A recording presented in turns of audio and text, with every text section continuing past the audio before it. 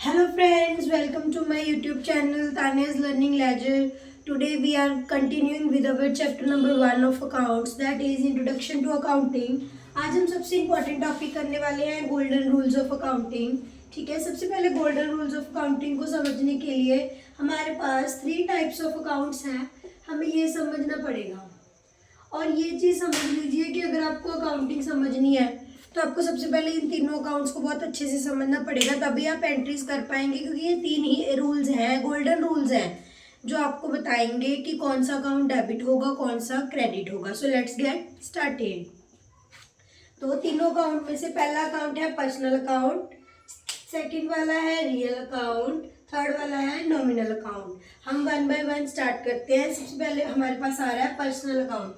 Personal account जो होता है, जो मेनली रिलेटेड टू पर्सन होता है, फर्म होता है, कंपनीज के बारे में होता है, तो वो कौन सा होता है? Personal account. ठीक है, उसके बाद हमारे पास कितने टाइप्स ऑफ पर्सन होते हैं? एक तो होता है नेचुरल पर्सन, एक होता है आर्टिफिशियल पर्सन, एक होता है रिप्रेजेंटेटिव नेचुरल पर्सन. ठीक है, इसमें हम राम श्याम, ठीक है, राहुल, ऐसा नाम ले सकते हैं जो नेचुरल है. आर्टिफिशियल में SBI बैंक है, रिलायंस इंडस्ट्रीज लिमिटेड है. ठीक है, ये सारे हमारे हो गए artificial person. Representative outstanding salary, हमारी सैलरी मतलब महीना खत्म हो गया, इनकम तो हो गई पर अभी मिली नहीं, वो आउटस्टैंडिंग है. ठीक है, प्रीपेड रेंट है, सॉरी प्रीपेड रेंट है, हमने रेंट एडवांस में कर दिया, तो वो हमारे रिप्रेजेंटेटिव नेचुरल पर्सन है. तो इसका गोल्डन रूल क्या है? इसका गोल्डन रूल है debit the receiver, credit the giver. ये हमारा गोल्डन रूल है जो आपको सीखना है, याद रखना है. ठीक है, सो मैं आपको ये एग्जांपल के साथ समझाती हूँ. एग्जाम्पल यहीं पे लिख लेते हैं हम. एग्जाम्पल जैसे एग्जाम्पल, ठीक है, आपने रमेश को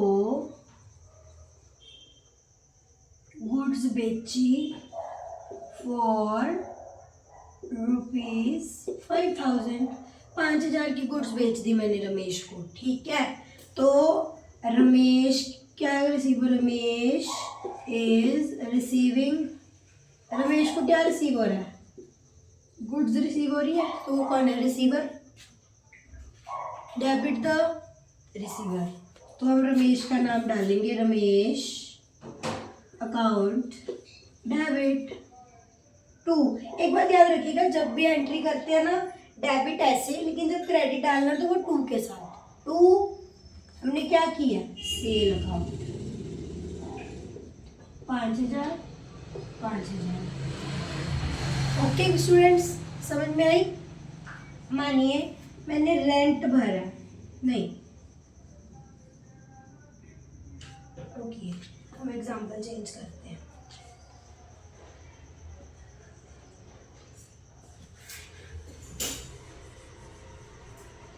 रमेश इज रिसीविंग, रमेश को ना कैश रिसीव हो रहा है 10,000. ठीक है, रमेश को 10,000 कैश रिसीव हो रहा है, तो रमेश फिर से रिसीवर है. डेबिट 10,000 टू कैश रिसीव हो रहा है ना. ओके, तो ये था हमारा पर्सनल अकाउंट. मैं आशा करती हूँ कि आपको समझ में आया होगा.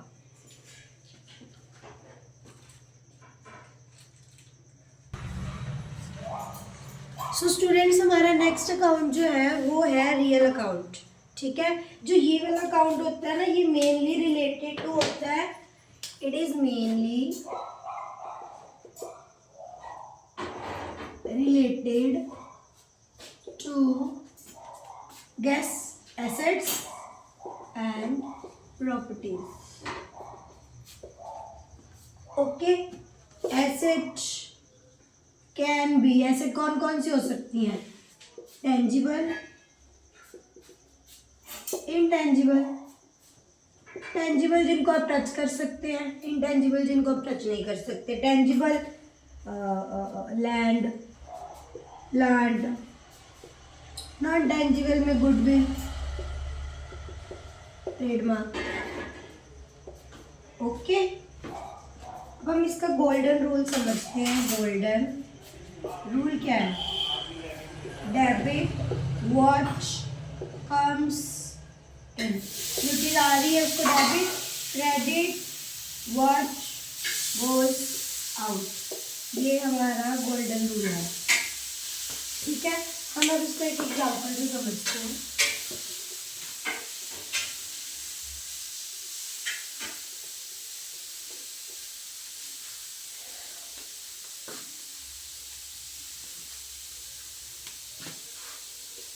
Example, purchased furniture for cash rupees 15,000। 15,000 का हमने फर्नीचर खरीदा। What is coming in? Furniture is coming in, furniture आ रहा है ना, तो व्हाट कम्स इन, वो क्या होता है? डेबिट। तो फर्नीचर 15,000।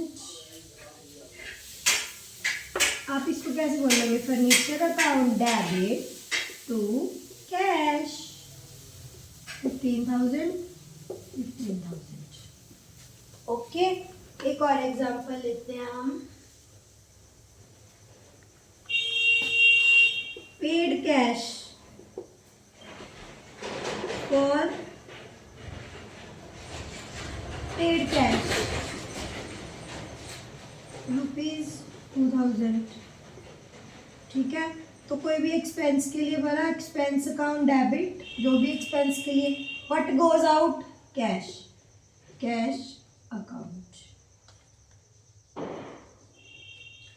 2,000। तो ये था हमारा real account. Now we will move to our nominal account.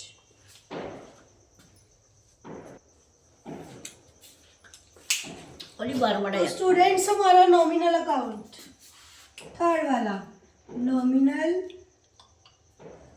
Account, तो ये अकाउंट हमारा mainly related to expense, loss, income, gain. मैंने आपको इसका मतलब बताया था कल। ठीक है, इसका गोल्डन रूल क्या है? Debit all expenses and losses, credit all incomes and gains। ये हमें कोई भी इनकम हो रही है या गेन हो रहा है वो क्रेडिट, ठीक है, और एक्सपेंस और लॉस हमारा डेबिट होगा। तो इसमें हम एग्जांपल क्या ले सकते हैं? एग्जांपल रेंट, सैलरी, कमीशन,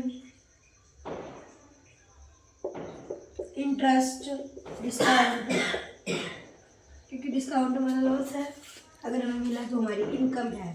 तो अब इसको एक एग्जांपल के साथ समझते हैं।